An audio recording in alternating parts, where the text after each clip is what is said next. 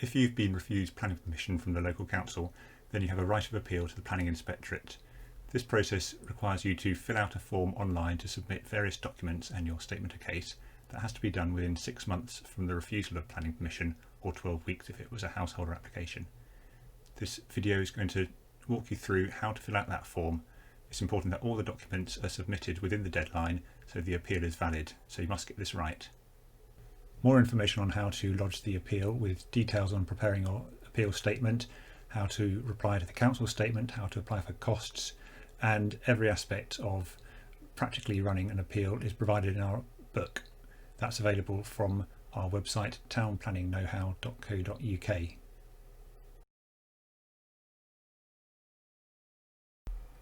This is the welcome screen for the Planning Inspectorate's website, acp.planninginspectorate.gov.uk, and most of the time you'll be clicking on this, Make an Appeal, the current service. It says there's a test service for local planning authorities in East Sussex, West Sussex and Kent, and you click on there, but for this tutorial we're going to be concerned with the most local authorities, which is on this button here. You need to register before you can make an appeal, clicking there. So this is assuming that you've already gone through the registration process, which requires your address and personal details, etc. Then when you log in, it comes to your own portal.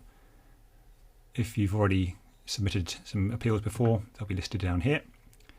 And if you are making any appeals and in draft, they'll be under here. You can always start a form and come back to it later. Any other cases which you might just be making any representations about will appear here. So we're going to start a new appeal. In here, you type the name of the local planning authority. As you start typing, suggestions happen. We'll go for Bristol City Council in this example. And then this screen shows you all the types of appeal. They're the more unusual ones: enforcement notice, lawful development certificates, advertisement and consent, but most are going to be a planning appeal. That's all the ones which are householder applications, extensions to houses, dwellings, full planning applications and outline planning applications, and also listed building consent applications. Now, if it is a listed building, you'll need to appeal both the listed building consent refusal and the planning refusal. So you click on there, but for this tutorial, we're just doing a planning appeal. This question is leading down the line of whether it was a householder extension. Householder appeals follow a slightly different route. It's explained further in my book, and there are more limited opportunities for making submissions in a householder appeal. Lots of similarities in making the appeal form in the submission though. We're going to just pretend it's a conventional normal appeal, not a householder, so we're going to click no. If you click yes, it would take you through a few further questions just to confirm it definitely is a householder extension appeal, but it ends up in the same screen eventually after you've asked those extra questions if it's a householder appeal, which we'll get to this one. It's asking you what's happened to the appeal, why you're appealing. Most of the cases are going to be here that the planning authorities refuse planning permission, but if any of these other circumstances apply, you would click those. If any of those did apply, then it can't run under a householder appeal decision, even if it was a householder application. But most appeals are going to be a refusal of planning permission. That's what we're going to do here.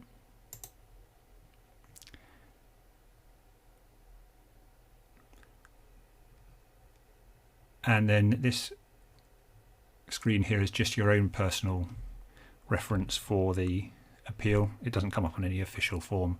It's just so you remember what property you're talking about. We'll call it like they did their example there, 123 High Street.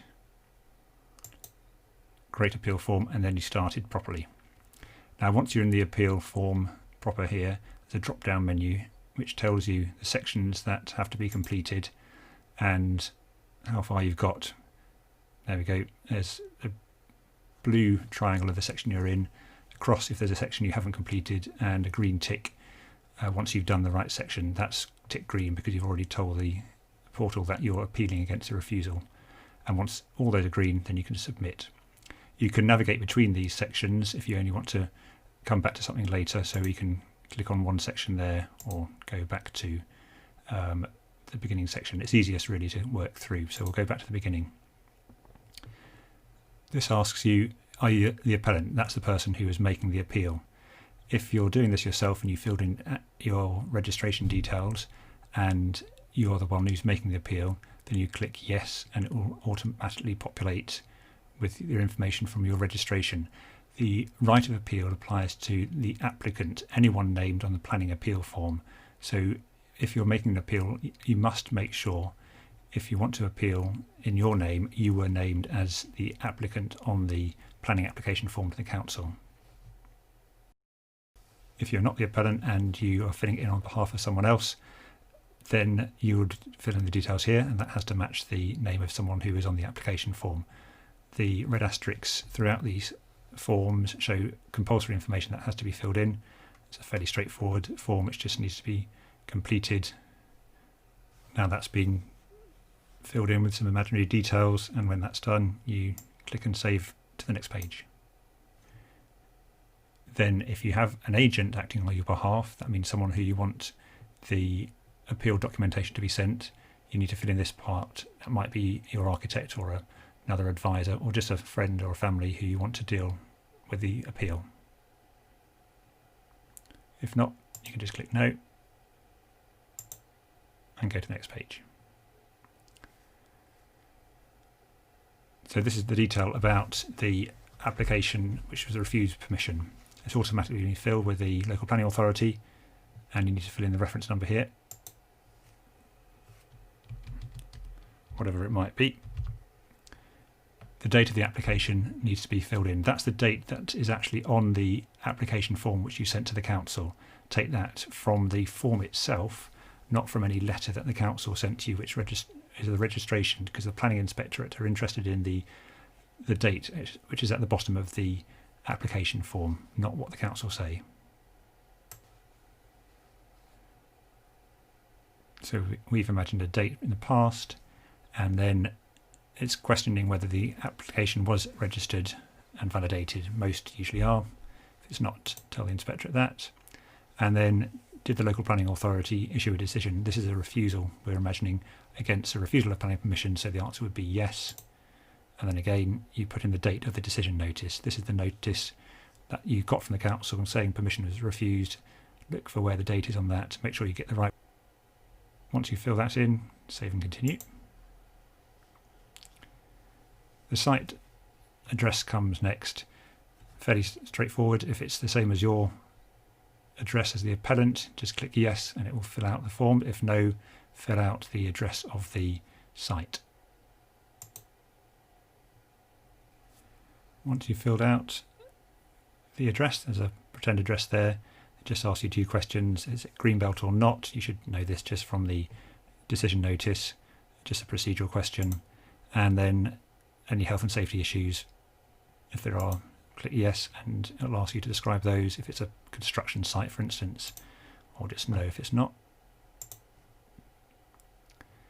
Now the next page is the description of the development. This is more important than most people think it is, because you need to get the description correct. The planning application form will have included the description, but it's fairly common for local authorities to change that description slightly. You want to get planning permission granted for what you applied for.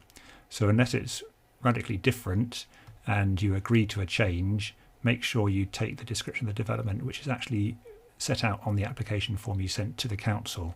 That's what the planning inspector is going to look at, not what the local authority changed it to, unless there's a very good reason why it should be changed.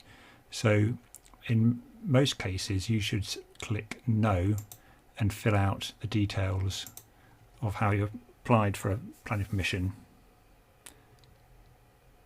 So in this example we're imagining that's the description of the development that was refused permission, was included on the application form. Now clearly if it has changed and you agree to that, say in that instance that you apply for 1 3-bedroom house and a garage, but it was modified during the course of the application to being a 2-bedroom house, you would need to click yes here and then explain what the revised wording was, and then attach a document here which shows that there was the agreed revision to that development.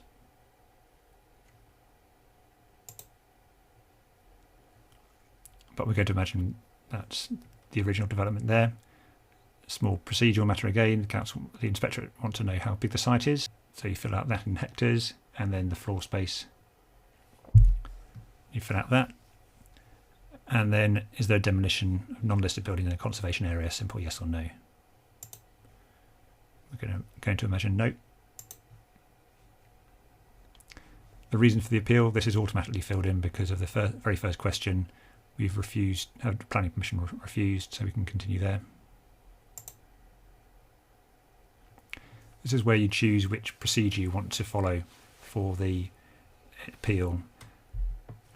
They explain the differences, and my book explains this further as well, the differences between the different appeal processes.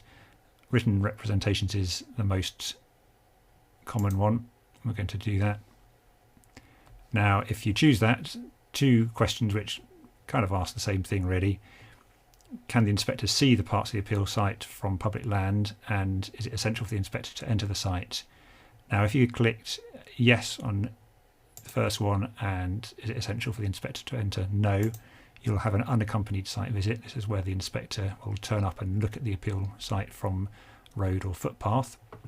If you think that's not sufficient, you'll have to click opposite way round, and the planning inspector asks, why is that the case? And if there's a reasonable explanation, then they'll grant you that accompanied site visit. And usually it's something just along the lines that you can't see the site from public viewpoint.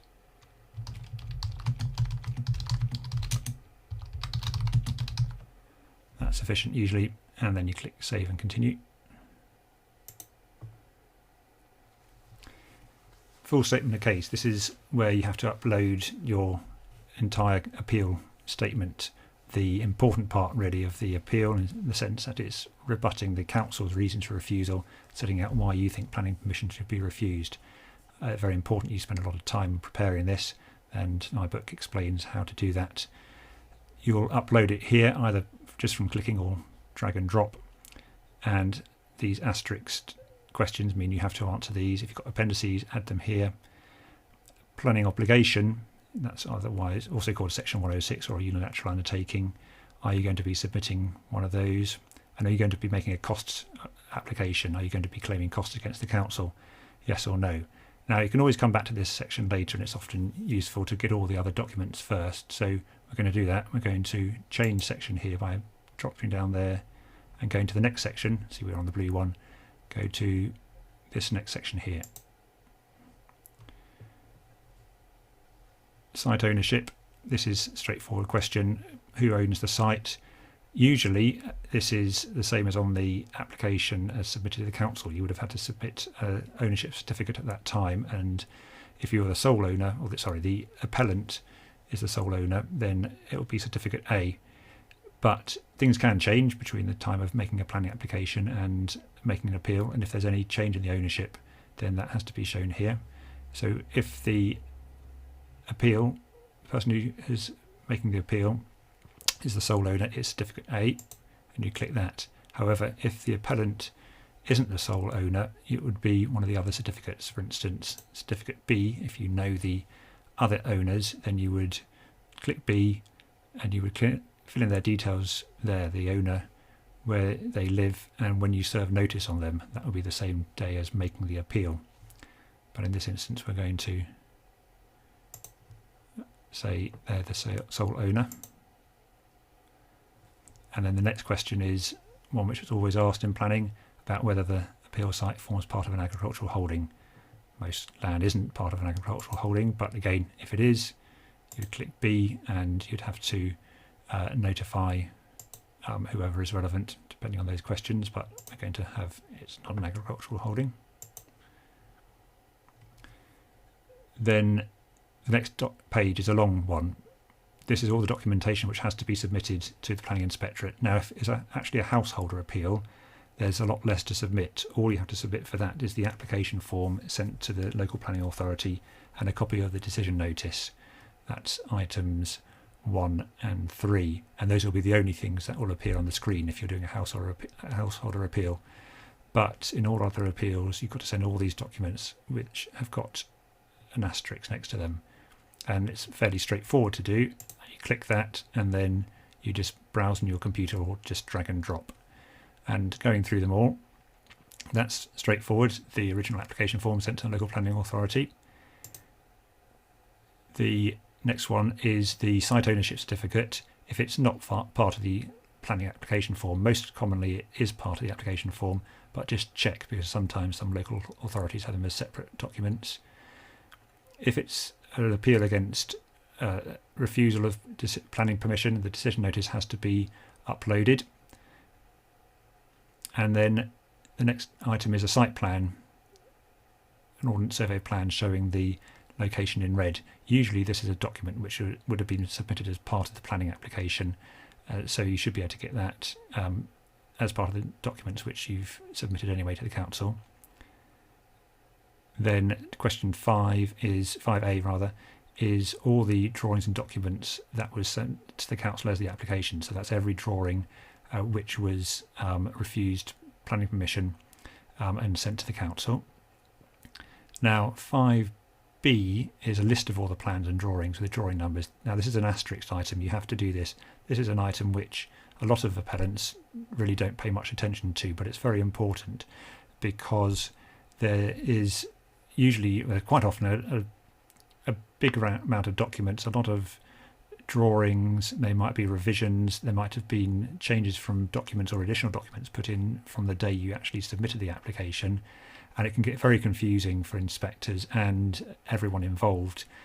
So you should spend some time in doing this and making sure, explaining very clearly what drawings were set with the planning application, if there are any revisions, what date those were made, and showing the plan drawing and reference numbers if your architect has included them. If they haven't included reference and changes, you have to describe them in another way. But pay attention to this, because otherwise appeals can get very complex just for procedural matters. And you have to submit that as a separate document.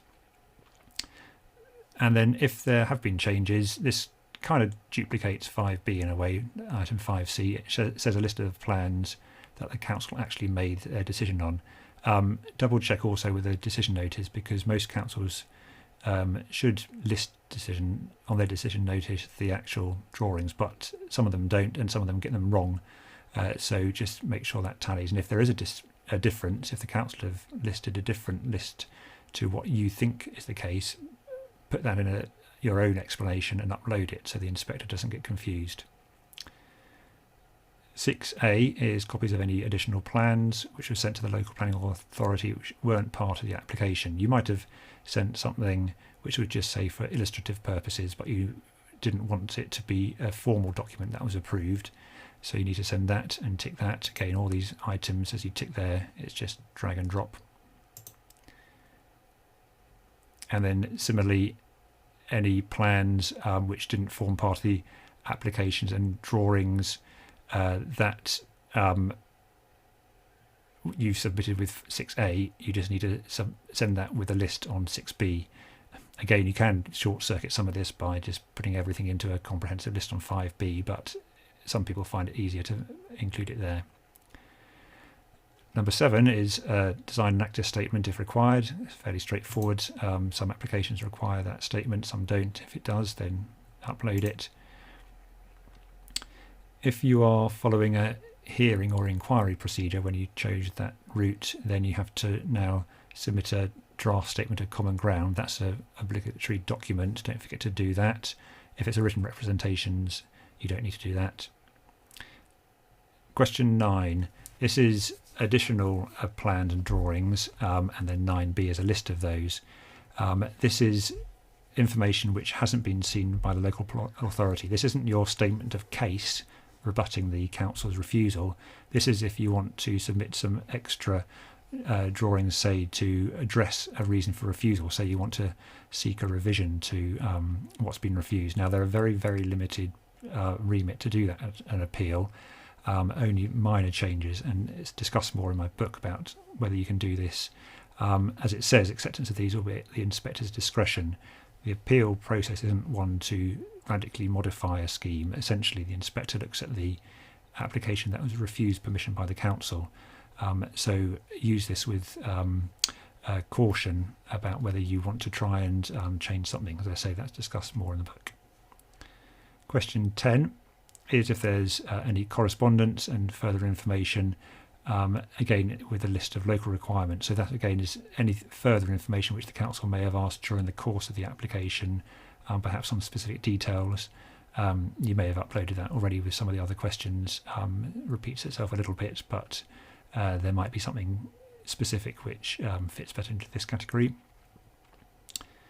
Now, this is to do with outline permissions when you have submitted an application to approve the reserve matters from an existing outline permission, if your appeal is against that. In our appeal, which we're imagining we're not doing that, but that is a type of appeal and it's fairly self-explanatory there. You just need to have details of the actual outline application permission along those lines there. All the questions on number 11. And if it's an appeal against conditions, question 12 requires you to upload the original decision notice, and 13 environmental statement if that was necessary as part of the application, and then 14 is an unusual appeal if the council didn't actually register the application because there's a dispute about what was needed. So questions 11, 12, 13, 14 are less likely to be relevant to you in most appeals. It's obviously the asterisked items which you need to do to get the necessary information. Now all that needs to be correct and with the inspectorate by the appeal deadline of 6 months, and because there's often a delay between the inspectorate actually reviewing what you've submitted online and when you actually submitted it, it's done by an officer in the planning inspectorate rather than automatically. You don't want to get this wrong, because if the inspectorate find out later after the 6 months deadline that you've made a mistake here, you may well lose your right to appeal.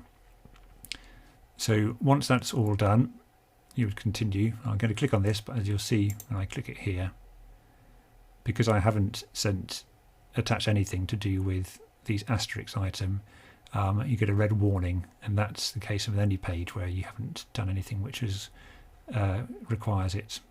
And you can come back to that later by doing the same process of drop down here, because the last question is just a very simple one. Have you sent other appeals for this or other nearby sites? So just a factual one, and you may save and continue there. Now, because that's the last question, it takes you back to the sections you haven't completed, and only when those are all green can you submit the form. So you can come back there and make a draft form, because if you go back to the home page here, now you'll see it's there as a draft appeal, incomplete, not submitted. So we can always come back. So we can come back and it will open up onto the page again, and you can go back to include the information that's missing. Let's say it's often useful to upload everything and then come back eventually to this last one here, which is the statement of case. And when you've uploaded a document like we've done here, it will show that it's there with a tick. You can always remove it if you need to change that. Fill out everything, and then I've now imagined and uploaded everything. We can go to submit. Then once that's done, you get to the submit page. That's a confirmation that you've read that information there, because once you've ticked that and click the submit, that is the formal submission of the appeal. That goes direct to the planning inspectorate, and you'll receive an email back which is timed to show that you've submitted your appeal in the correct deadline of 6 months, and all the information and documentation is there. But before you do that, you've got to make sure you have everything uploaded correctly and you've provided a good appeal statement.